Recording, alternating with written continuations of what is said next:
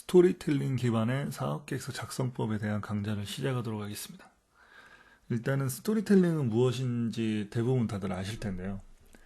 스토리텔링과 사업계획서가 무슨 연관이 있냐, 무슨 관계가 있냐, 뭐 이렇게 생각하실 수 있는데, 제 강좌를 아마 들으시면은 그 연관성, 그리고 필요성, 그리고 스토리가 겸비됐을 때 그 사업계획서가 얼만큼의 파장력이 있는지, 뭐 그거에 대한 효율성을 알게 될 것입니다.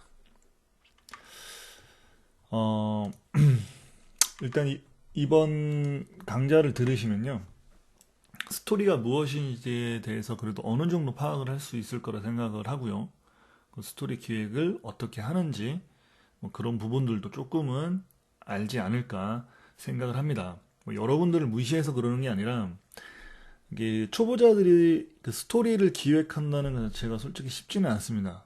뭐 전문가들도 스토리를 기획할 때 상당한 고민과, 이게 뭐 여러 가지 분석 기법에 따라서 뭐 스토리를 기획하는데 이 창작의 고통이 굉장히 따르거든요.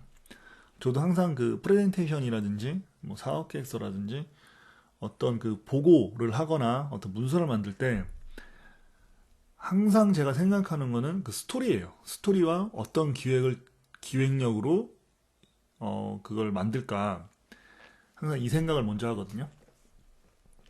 자, 그게 왜 그런지 이제 알아보도록 하겠습니다. 제 블로그를 많이 오신 분이라면은 아마도 그 사업 아이템 소개가 얼마나 중요한지 다들 알고 있을 겁니다. 하지만 뭐 처음 접하시는 분들은 사업 아이템 소개가 뭐가 중요해 이렇게 생각하시는 분들도 있을 텐데요. 일단은 그 사업 아이템 소개가 왜 중요하냐면은, 일단 내가 무슨 사업을 하는지는 알아야지 심사위원들이 평가를 해서 그 뭐 창업 지원을 하든지 뭐 지원을 해주겠죠. 뭘 하는지도 모르는 상황에서 지원금을 주거나 뭐 평가에 합격을 해주지는 않습니다. 그렇기 때문에 사업 아이템 소개가 중요한데, 일단 내가 어떤 사업을 하는지에 대해서 어필을 했다고 해서 여기서 끝나는 게 아니에요. 왜냐하면 그 사업 아이템에 대한 가치성이라든지 뭐 독창성이라든지 사업성적인 부분들이 어필이 돼야지 그 사업 아이템 소개를 제대로 한 겁니다. 그런데 일반적으로 그 제가 그 뭐 창업지원센터라든지 이런 평가 현장을 가면은 그 창업자가 발표가 끝날 때까지도 심사위원이 이 창업자가 어떤 사업을 하려고 하는지에 대해서 알지 못하는 경우가 많습니다. 발표가 거의 끝났는데 뭐 심사위원이 질문하는 내용을 보면은 정말 생뚱맞은 질문을 하는 경우가 많습니다. 그거는 이해를 못했다는 거예요. 심사위원 자체가 이해를 못하는데 좋은 평가가 이루어질 수는 없겠죠. 그래서 사업 아이템 소개가 굉장히 중요한 겁니다. 자, 예제를 가지고 제가 설명을 드릴 거예요. 일단 여러분들이 하지 못하는, 창업자들이 하지 못하는 아이템 분야를 선정을 했습니다. 자, 스마트폰을 제조할 건데요. 여기 안에 들어가는 어플을 제조한다는 사업은 많아요. 근데 제가 그걸 가지고 예제를 들면은 이게 따라 하시는 분들이 많을 것 같아가지고, 그걸 갖다가 그대로 인용하시는 분들이 많을 것 같아가지고, 창업자들이 전혀 다루지 않는 분야, 스마트폰 제조에 대해서 예제를 가지고 설명을 가지는 시간을 갖도록 하겠습니다. 이게 딱 보시면은 알겠지만, 스마트폰 제조를 만약 한다고 가정했을 때 일반적으로 창업자들이 사업 아이템을 소개를 할 때 이런 정도의 사업 아이템을 소개를 할 겁니다. 뭐 핸드폰 제조 사업으로 스마트폰 개발 사업을 하려고 합니다. 이 정도로 한다든지, 또는 오픈 플랫폼을 활용한 스마트폰 개발. 요거는 약간 뭔가 전문적인 냄새가 나요. 오픈 플랫폼이라는 어떤 이야기가 들어갔고, 네? 그래서 뭔가는 있어 보이지만 솔직히 말씀드리면 저 오픈 플랫폼이 뭔가, 그리고 심사위원이 저 오픈 플랫폼에 대해서 이해를 못한다면은 뭐 무용지물이죠. 그리고 사용자 맞춤형 스마트폰 개발 및 제조 사업, 이건 굉장히 용어가 좋습니다. 요즘은 뭐 사용자 기반의, 뭐 사용자를 위한, 사용자 맞춤형, 이런 용어들을 많이 쓰고, 뭐 정부 지원이라든지 이런 그 기관에서도 이런 용어들을 많이 쓰기 때문에 상당히 좋아를 합니다. 하지만 딱 이 내용만 들었을 때 일단은 스마트폰을 개발을 하겠다는데, 응? 스마트폰 개발을 하겠다는 것까지 알겠어요. 근데 이거에 대한 뭐 독창성이라든지 뭐 사업성이라든지 이걸 개발할 수 있는 구현 능력이라든지 뭐 이런 것들을 과연 심사위원이 파악을 했을 거라고 생각하십니까? 지금 이 정도의 사업 아이템을 가지고 과연 파악을 했을까? 근데 제가 항상 뭐 강조하는 부분이 있죠. 간결하게 해라. 길면 안 된다. 3분 이내에 사업 계획서를 설명해야 된다. 사업 아이템을 소개해야 된다. 1분 이내로 해라. 항상 이야기하는데 짧게 하라고 하고 간결하게 하라고 해서 간결하게 했는데 이게 왜 문제가 되냐? 이렇게 대답하시는 분들도 있겠지만 짧게 하는 게 맞습니다. 그리고 1분 이내에 하는 것도 좋아요. 하지만 그걸 구조화시켜서 문장을 만들어서 이야기를 해야 된다는 거죠. 자, 이 정도까지 이야기를 하면은 일단 심사위원들이 이런 의문투성이를 가질 거예요. 온갖 의문투성이에요. 지금 저 정도 이야기를 하면은 뭐 난리도 아니에요. 그러니까 어느 정도 심사를 하거나 어느 정도 이 사업적인 부분들을 평가할 수 있는 능력을 갖추신 분이라면은 대부분 이런 생각을 많이 할 겁니다. 다 똑같은 아이템 가지고 자 받아들였을 때 심사위원들은 이런 생각을 해요. 창업 지원금으로 가능해. 왜냐하면 정부 지원, 우리나라에 있는 정부 지원을 금을 아무리 많이 줘도 1억 이상 주는 데는 거의 없습니다. 창업자한테. 그렇기 때문에 1억으로 스마트폰을 만들 수 있냐? 이게 말도 안 된다고 생각을 하죠. 왜냐? 뭐 지금 삼성이나 LG 같은 경우도 신규 스마트폰을 개발할 때 수백억이 들어요. 그런데 뭐 창업자가 뭐 1억 가지고 뭐 만들겠다. 뭐 말도 안 된다. 이렇게 생각을 하겠죠. 또한 구현 가능하냐? 왜냐면은 스마트폰 안에 들어가 있는 저 소프트웨어와 하드웨어가 일반적으로 구현하기가 쉽지 않습니다. 굉장히 복잡하게 구성이 되어 있습니다. 우리는 간단하게 조그만한 걸 사용하고 뭐 편리하게 이용을 하기 때문에 뭐 쉽게 만들 거라고 생각하지만 굉장히 복잡한 구조로 되어 있습니다. 심지어 애플이라는 글로벌 기업도 뭐 예를 들어서 소프트웨어는 독자적으로 개발하지만 하드웨어는 대부분 다 수입해서 제조를 합니다. 그 제조도 뭐 걔들이 뭐 직접 찍어내는 게 아니라 OEM으로 찍어내는 경우가 많습니다. 물론 삼성도 마찬가지입니다. 뭐 CPU라든지 뭐 이런 것들 독자적으로 개발하는 부분들이 있지만 일반적으로 각 그 하드웨어 회사에서 좀 강력한 좀 잘 만드는 회사 거를 수입을 해서 그대로 사용하는 경우가 많죠. LG도 마찬가지고요. 그렇기 때문에 구현적인 부분에서 구현 가능하다고 생각하지 않는 경우가 많겠죠. 일반적으로 조금이라도 안다면은. 또한 삼성과 LG, 애플 뭐 이게 지금 그 대한민국뿐만 아니라 전 세계적으로 이 3개 회사가 거의 스마트폰 시장을 뭐 점유하고 있다고 해도 과언이 아닙니다. 그런데 창업자가 저런 대기업과 상대를 해서 스마트폰 시장에서 살아남을 수 있겠냐? 최근에 국내 그 기업 중에 하나, 모 기업이 한 군데가 망했죠. 뭐 모기업이라고까지만 말씀을 드릴게요.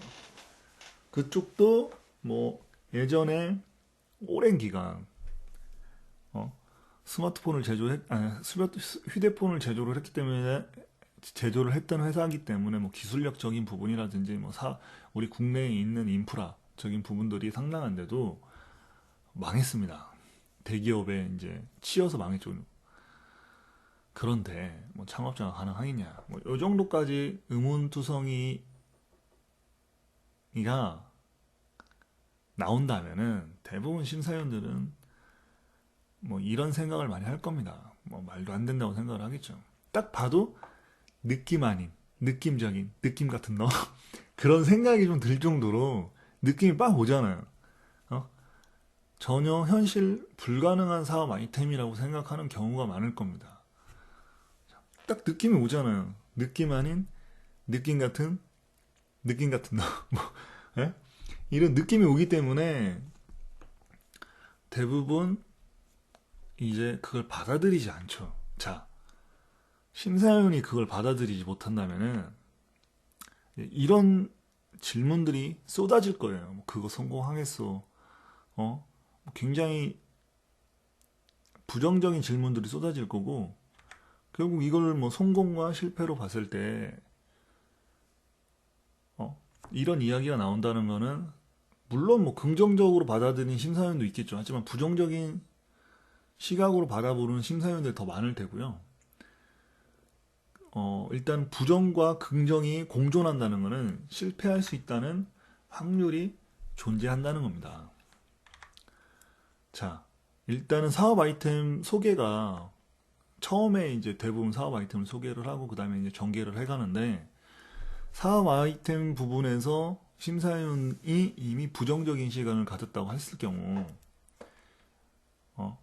어떤 그 문제가 발생하냐면은, 그 후부터는 어떤 이야기를 해도 창업자가 부정적인 관점에서 청취를 한다는 거예요. 심사위원들이 일단 앞단에서 부정적인 시각이 빡 들어버리면 일단 귀를 닫고 안 들을 수도 있습니다. 그냥 계속 그 프린트해온 거 넘기면서 그냥 보고 자기가 혼자 그냥 볼 수 있고요.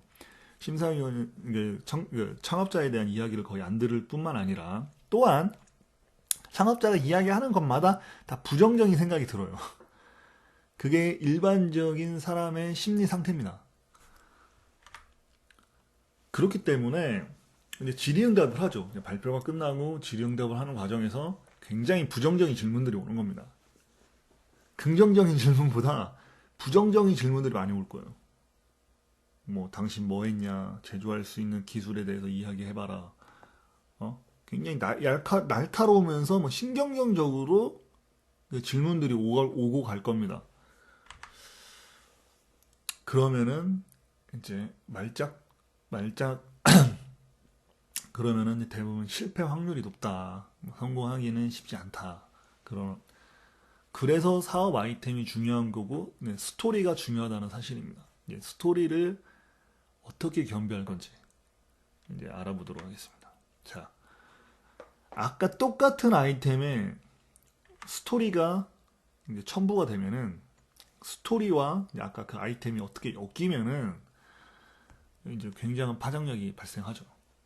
지금 우리는 어떤 문제가 발생할 거라는 걸 미리 예측을 했어요. 저는 예측을 했어요. 근데 이걸 예측하기가 쉽지 않죠. 왜냐면 분석력이 있어야 되니까, 그 아이템에 대한 분석력. 심사위원들이 어떤 관점에서 받아볼 건지, 어떤 관점에서 평가를 할 건지에 대한 그 관점을 좀 파악을 해야죠. 근데 그게 일반인들이 파악하기는 쉽지 않죠. 하지만 우리는 이 지금 예제로 가지고 봤을 때는 문제점이 어떤 부분이 문제점이 될 건지에 대해서 요소를 사전에 파악을 했습니다. 그럼 문제가 될 만한 요소를 사전에 제거하면은 긍정적인 답변이 오가지 않을까. 네? 자, 그렇게 역이용할 수 있다는 거죠. 자, 똑같은 아이템입니다. 자, 저는 여기에 창업자의 역량적인 부분들을 스토리로 섞을 거고요. 그리고 그 제조를 하는 과정, 소프트웨어와 하드웨어를 제조하는 이 과정에서 협력 시스템이라는 걸 이용을 할 겁니다. 나 혼자 독자적으로 개발하는 게 아니라 잘 만들어진 것들을 협력해서 갖다 쓰겠다. 이걸 어떻게 협력 체계를 구축할 건지, 어떻게 해서 논리적으로 설득을 시킬 건지, 그 이야기들. 그리고 차별성과 경쟁력을 어떻게 가져갈 건지. 그러니까 아까 이거는 이제 국내에서 유통되는 스마트폰과의 어떤 차별성과 경쟁력을 어떻게 확보할 건지, 그 이야기들.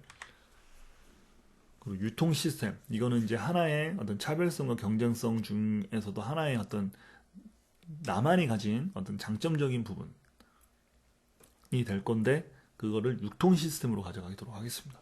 이 네 가지 소스를 가지고 스토리를 만들 거예요. 사업 아이템 소개를 이 네 가지 소스를 가지고 스토리를 기획을 하겠다는 거죠. 자, 일단 창업자의 역량은 이런 세 가지의 어떤 내용을 기반으로 스토리를 기획하시면 좋아요. 그러니까 이거는 제가 이제 가상으로 지어낸 건데, 창업자 역량이 이 정도 역량이 된다면은 심사위원들이 더 이상 얘기할 수가 없죠. 왜? 이 사람은 스마트폰을 개발한 경험과 그걸 총괄적으로 지원했기 때문에 그 외적인 부분들에 대해서 모든 걸 알고 있다고 가정을 하게 되겠죠. 자, 이런 기획력이 있으려면은 이런 시나리오가 나와야 된다는 거죠. 주거된 유통 시스템 100% 온라인 마켓을 할 거고, 그리고 판매점 및 유통 과정에서 비용 절감을 해서 원가 절감을 해가지고 굉장히 저렴한 가격에 유통을 하겠다는 거죠. 거기서 이제 단가 경쟁력을 가져가겠다는 거죠. 우리나라 같은 경우는 대부분 스마트폰이 대리점에 이제 개통을 해야 되고 뭐 여러 가지 뭐 복잡하잖아요. 뭐 종속되는 경우도 많고요. 항상 뭐 약정 걸어야 되고 막 여러 가지 굉장히 복잡해요, 우리나라 같은 경우. 그리고 뭐 고객이 아니죠. 거의 그 휴대폰 시장에 거의 뭐 종속된 느낌? 뭐 그런 느낌이 좀 강하죠. 그런 것들을 어떻게 파헤쳐서 그런 것들 좀 오픈을 하겠다. 그러니까 뭐 이런 경쟁력, 아까 협력 시스템, 하드웨어라든지 뭐 이런 부분들, 그 스마트폰 제조 공장과의 협력을 통해서 OEM을 어떻게 생산할 건지 그런 부분들, 그리고 차별성, 소비자 맞춤형으로 소프트웨어를 설치할 수 있고, 뭐 가격에 거품을 뺀 저렴한 가격. 이것도 어디까지 알 뿐인데 이거에 대한 디테일성 이 필요한 겁니다. 그러니까 소비자 맞춤형 소프트웨어 설치는 어떤 거냐 라면은, 지금 뭐 LG나 삼성 같은 경우는 휴대폰을 구입을 하면은 그 휴대폰에 고유적으로 깔려있는 어플들이 있습니다. 프로그램이 있어요. 그걸 지우지를 못해요. 난 쓰지도 않는데. 근데 그게 굉장히 많아요. 정말 내가 설치한 어플보다도 더 많을 정도 쓸데없는 어플들이 굉장히 많아요. 그런 거를 일절 깔지 않고 사용자가 요구하는 것만 깔아 사용할 수 있게끔 그 뭐 소프트웨어를 설치할 수 있는 그런 사용자 맞춤형 그 시스템을 제공하겠다. 뭐 이런 내용이에요. 이런 부분에서 경쟁력을 갖추겠다는 거예요. 그리고 가격 격품은 아까 유통 시스템에서 거품을 빼가지고 가격 단가를 낮춰서 공급을 하겠다. 뭐 이런 부분에서 차별성과 경쟁력을 강화하겠다. 이거는 어떻게 보면 창업 아이템에 대한 독창성과 뭐 그런적인 부분들이겠죠. 기술성. 그리고 국내 그에 있는 경쟁 기업과의 어떤 경쟁력 부분이 될 수도 있습니다. 자, 스토리는 뭐 이런 구조로 이야기를 전개해 나갈 수가 있습니다. 제가 그냥 간단하게 쓴 건데 이걸 또 길게 쓰면 이걸 또 그대로 인용을 해가지고 좀 문제가 되는 경우가 있기 때문에 예제가 좀 제가 예제를 보여드리는 것도 굉장히 솔직히 말씀드리면 쉽지가 않아요. 왜냐면은 이게 온라인 상황에서 제시를 하는 거고, 이런 것들을 이제 검색을 해서 일반 창업자들이 무작위로 그냥 갖다 쓰다가 문제가 되는 경우들이 많아가지고 이 내용들은 뭐 제가 전반적으로 다 보여드리기도 쉽지 않았습니다. 오픈하기가. 근데 일단은 뭐 이런 식의 뭐 스토리 전개가 필요하다는 거죠. 그런데 스토리의 구성 기준은 일단 1분 이내 짧게 구성하는 게 좋습니다. 1분 이내 스피치 할 수 있게끔. 그러니까 1분만 내가 설명을 했을 때 상대방이 내가 어떤 사업을 할 건지에 대해서 파악을 하고 그거에 대한 사업성적인 부분이라든지 아까 그런 의문이 들지 않고 어떻게 긍정적인 생각이 들 수 있을 정도의 완전 문장력이라든지 그런 내용으로 그 스토리를 기획을 하셔야 돼요. 이게 이제 쉽지 않죠. 여기서는 이게 관건이에요. 1분 안에 내가 할 수 있냐? 1분이 조금 넘어도 상관없습니다.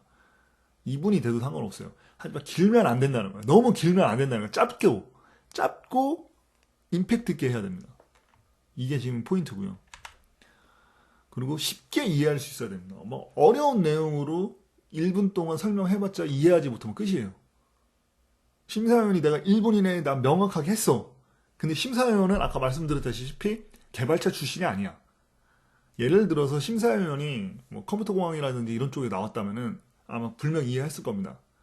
그런데 컴퓨터 공학이 아닌 어떤 미술을 전공했던 심사위원이라면은 이해를 못할 수가 있어요. 못하는 경우가 많아요.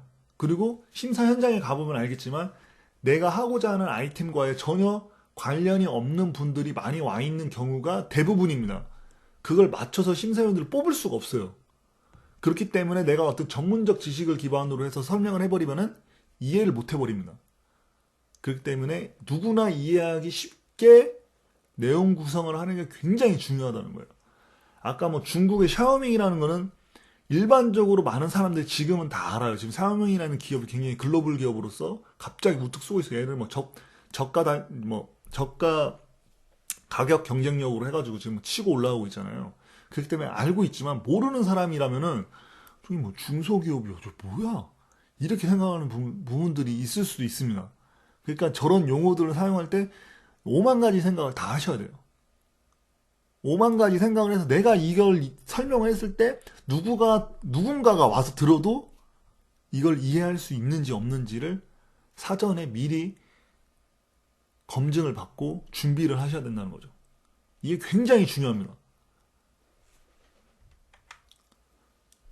그리고 그러니까 지금은 제가 텍스트로만 2줄 정도 썼는데 이거를 텍스트만 가지고 하는 게 아니라 이미지를 활용하셔야 돼요. 텍스트만 가지고 활용하면은 지루하고 따분하고 짜증나요. 그렇기 때문에 이미지를 활용해서 이미지만 딱 보더라도 그냥 바로 그냥 팍팍 할 수 있게끔 이미지를 기반으로 해서 스토리를 기획하시는 게 가장 좋아요. 요즘 뭐 인포그래픽이라고 해가지고 뭐 그런 내용들도 많이 나오잖아요. 그런 어떤 기술력적인 부분들도 많이 나오는 테크닉. 뭐 인포그래픽이라든지 여러 가지를 활용하든지 하여튼 이미지를 활용해서 그 스토리를 기획하시는 게 가장 중요하다는 겁니다. 자, 왜 사업 아이템이 중요하고 그리고 스토리가 왜 거기에 겸비해야 되는 것도 이제는 알았고 그 스토리를 기획할 때 어떻게 기획해야 되는지에 대해서 어느 정도 파악을 하셨을 거예요. 그리고 그 기획에 있어서 어떤 것들이 중요하다는 것도 알게 될 겁니다. 될 거가 아니라 되겠죠. 되셨죠, 지금은. 하지만 지금도 이해 못 하시는 분들이 많을 거예요. 왜? 이게 쉽지 않아요. 이걸 알고도 못 하시는 분들이 많아요. 심지어 전문가들도 이 부분에서 많이 실패를 합니다. 정말 뭐 전문가들은 정말 잘하시지만 나름대로 전문가라고 하시는 분들도 이 부분에서 많이 실패를 하십니다.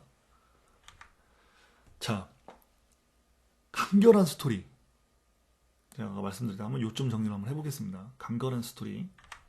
그리고 누구나 공감할 수 있는 스토리. 아까 말씀드렸다시피 샤오밍이라는 걸 누군가 모르면 필요 없는 겁니다. 다른 사람 100명이 다 알아도 심사위원이 샤오밍을 이해를 못 한다면은 끝이에요. 왜 뭐 샤오밍 저 뭐 어쩌냐고 이렇게 이야기를 하면 끝이에요. 자, 그렇기 때문에 누구나 공감할 수 있는 소재를 가지고 이야기를 하셔야 된다는 거, 스토리를 기획해야 된다는 거. 자, 그리고 설득력 있는 스토리. 아까는 설득력을 어떻게 강화시키는지에 대해서 제가 말씀을 드렸습니다. 심사위원이 내가 이런 이야기를 했을 때 어떤 부분에 대해서 의문을 갖고 부정적인 시각으로 바라볼 것이며 어떤 부분에 대한 문제점을 지적할 건지에 대해서 먼저 사전에 파악을 해서 그걸 역이용하는 거죠.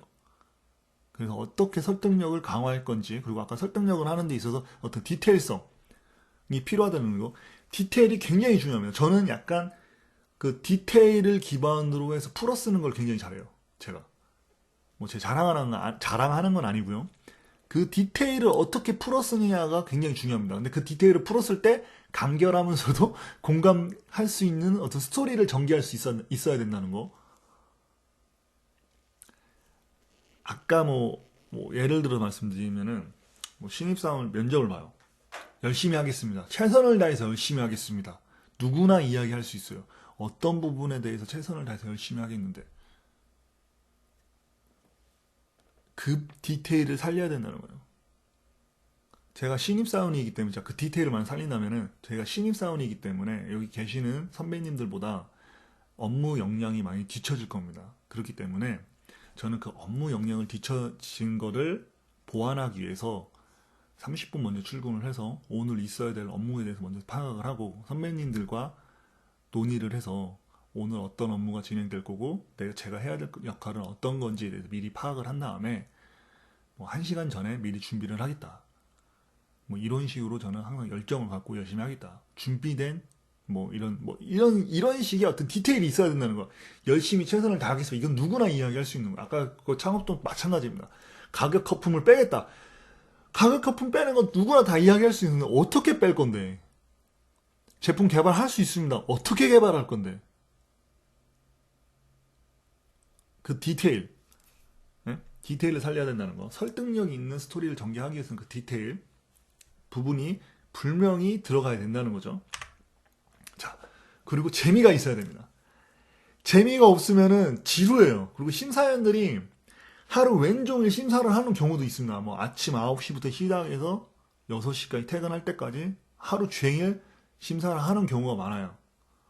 대부분 그 일정으로 딱 짜여져 있기 때문에 소수의 심사위원이 다수의 예비 창업자를 심사를 해야 되기 때문에 지루하고 따분하고 짜증납니다. 그렇기 때문에 그 사람들을 어떻게 재미있게 이끌어서 내 이야기에 귀 기울여서 들을 수 있고 내 이야기에 공감할 수 있게끔 재미있는 이야기를 던져가면서 그 흥미를 유발을 시켜야 됩니다.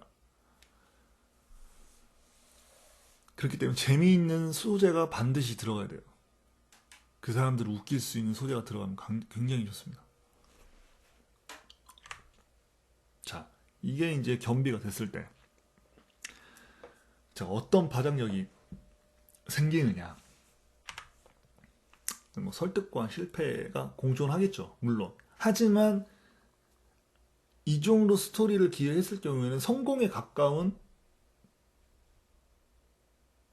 질문과 그리고 심사위원들의 반응을 아마 느끼실 겁니다. 심사위원들이 딱 보기만 해도 이제 긍정적인 시각으로 바라봅니다. 이렇게 보시면 딱 보는 게 아니지만 사진부터가 뭔가 웃고 있으면서 기대에 찬 어떤 여성 심사위원의 모습을 볼 수 있을 겁니다. 또한 눈이 초롱초롱하죠. 아주 눈이 빠질듯하게 초롱초롱하면서 뭔가에 굉장히 취해 있어요. 왜 취해 있냐? 아, 이 사람이 과연 얼마나 성장할 수 있을까, 이 창업자가. 그거에 대한 어떤 기대심이 넘쳐나기 때문에 이런 굉장히 긍정적인 표현을 아마 받을 겁니다. 질문도 아이템 너무 좋은데 그런 아이템 어떻게 생각했어? 근데 이런 질문을 받을 거예요. 심사위원을 설득시켰다면, 심사위원에게 감동을 선사했다면 이런 긍정적인 질문을 받을 겁니다. 이 창업하는데 얼마나 필요해? 이 지원금으로 가능하겠어? 지원금이 모자라다면은 우리가 가지고 있는 또 다른 제도가 있는데 그거하고 연계를 좀 하던가 해야겠네. 뭐 이런 식의 어떤 컨설팅적인, 어떤 자문적인, 어떻게 보면 또 멘토링적인 어떤 그런 식의 질문을 받을 겁니다. 자, 그래서 사업계획서 스토리는 지루함과 식상함을 재미와 참신함으로 바꿔줄 뿐만 아니라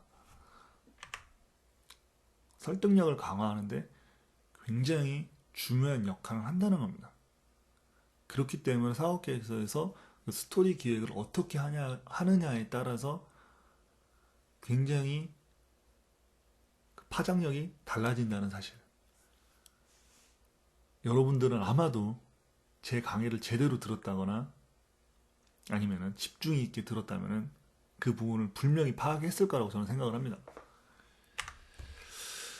자, 제 블로그 포스팅은 그 네이버 블로그에 에수비라는 그 블로그에서 포스팅이 이루어집니다. 유튜브를 통해서 들으신 분들도 만약 좀 더 다양한 내용을 보고 싶고 지속적으로 포스팅을 보고 싶다, 제가 쓰는 포스트를 계속적으로 보고 싶다 하시는 분들은 블로그에 오셔서 이유 추가를 해주시면 좋겠고요. 또한 저와 소통을 하고 같이 이야기를 나누고 싶다, 또는 나와 똑같은 공감대를 가지고 있는 사람들과의 어떤 소통을 원한다 하시면은 밴드를 찾아오셔서 가입하시면 되겠습니다. 밴드에서 검색은 애숲, 한글로 애숲으로 치셔도 되고요. 영문으로 ESUP 치셔도 됩니다. 찾아오시면 되겠습니다. 감사합니다.